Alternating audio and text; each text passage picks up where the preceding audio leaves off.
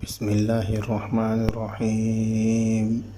سبح اسم ربك الأعلى الذي خلق فسوى والذي قدر فهدى والذي أخرج المرعى فجعله غثاء أحوى سنقرئك فلا تنسى إلا ما شاء الله إنه يعلم الجهر وما يخفى ونيسرك لليسرى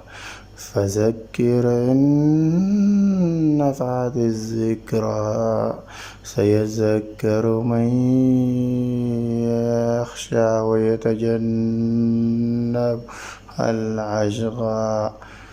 الذي يصلى النار الكبرى ثم لا يموت فيها ولا يحيا قد أفلح من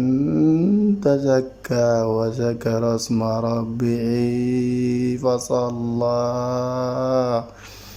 بل تؤثرون الحياة الدنيا والآخرة خير وأبقى إن هذا لفي الصحف الأولى صحف إبراهيم وموسى.